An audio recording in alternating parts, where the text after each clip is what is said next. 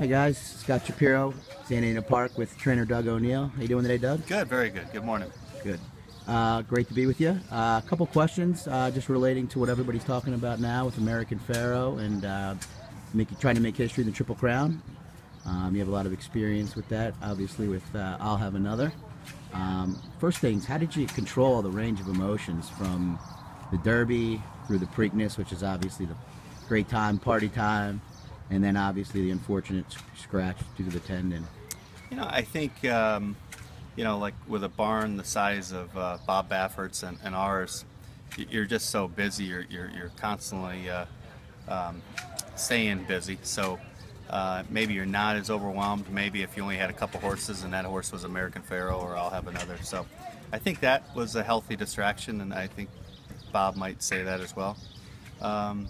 And you're so proud of the colt, and and just getting to travel to races like the Derby and the Preakness and the Belmont, and take your team along with you, and to have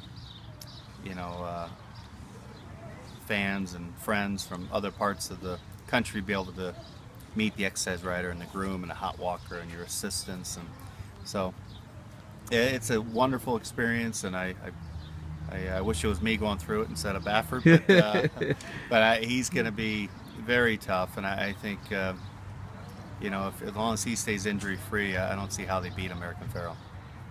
Cool. Yeah. One thing I definitely like that you do is give a lot of credit out to your team, and obviously you have a great assistant in Leandro who gets some credit now.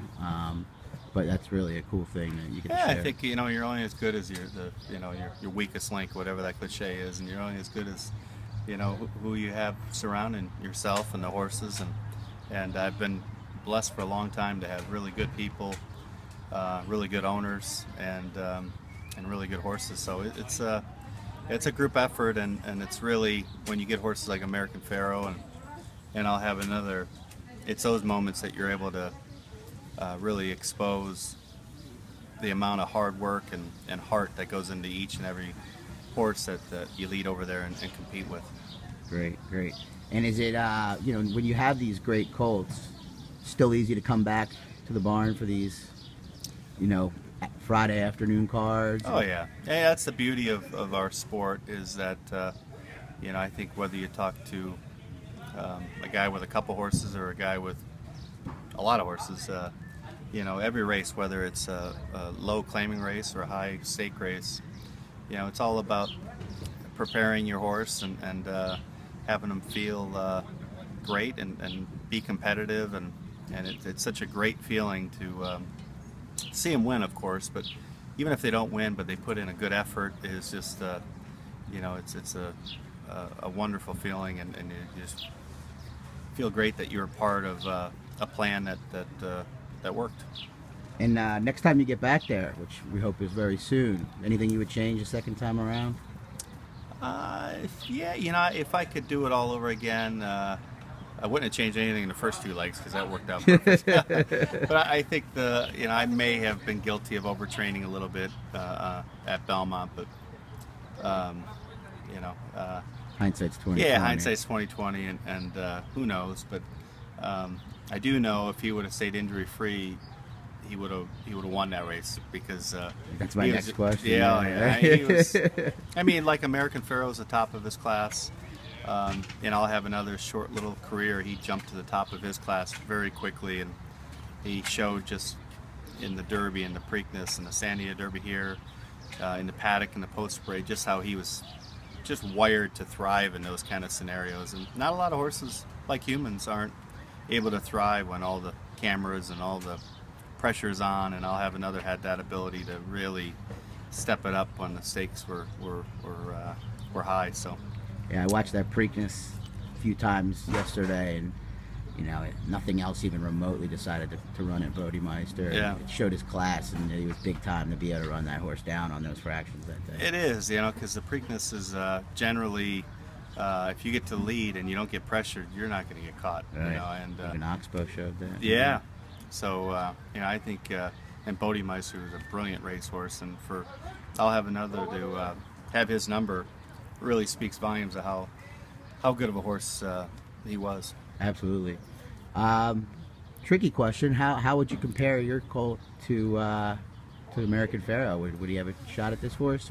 Run him down? I think he would, yeah. Yeah, I think he, you know, American Pharoah, from all accounts, we've been blessed enough to watch him train for a long time here in Southern California. And I've seen with my own two eyes a couple of his works that, I mean, he looked like LeBron James going up for a slam dunk. I mean, he looks so good, and he does everything so easy. And but I'll have another head. He had some works too that you get goosebumps, because most horses just don't do what horses like that do that easily. So American Pharoah is he's a brilliant horse, and you know, I think like others have shared, I think he really struggled with the track at Churchill Downs that day, and he still got it done. He found a way to get it done, and so that's a sign of a brilliant horse. But you know, if they were in the same class, that would be a cool thing to see those two run against each other. All we could do is kind of simulate it on some horse racing game of some sort out there. It makes maybe. it fun. It makes it fun to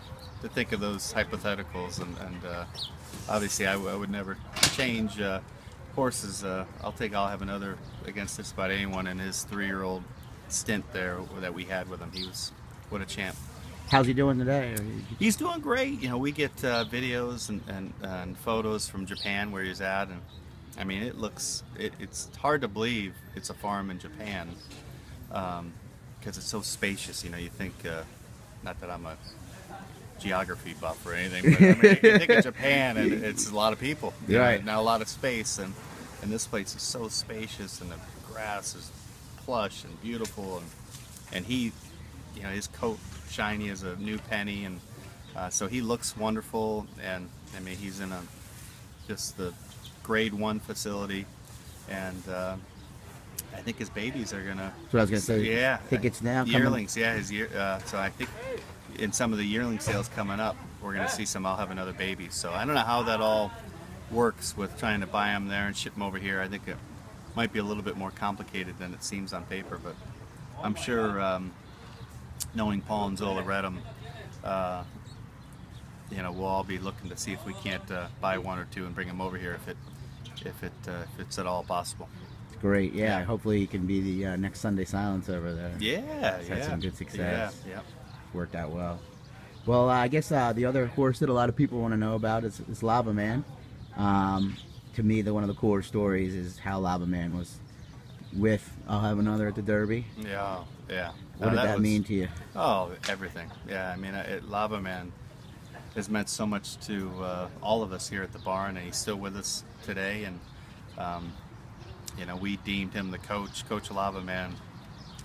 God, probably 5 years ago or so ago, maybe 2010 or something, when he became kind of an official pony here. And so for him to go on that trip with I'll Have Another was just something super special, and then to get honored in the Hall of Fame, you know, we're just so proud of him.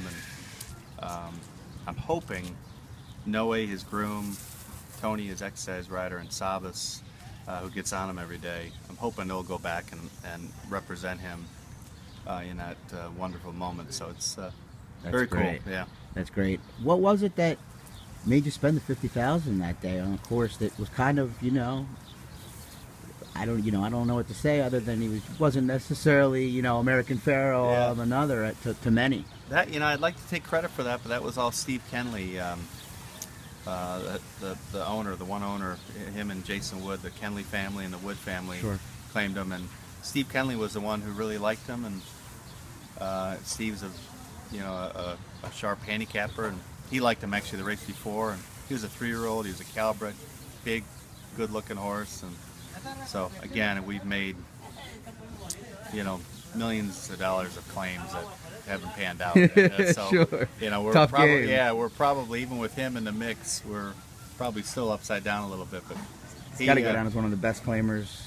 Yeah, you know, and not only financially, but just as an individual, and what he taught all of us. Just, I mean, he's such a solid horse.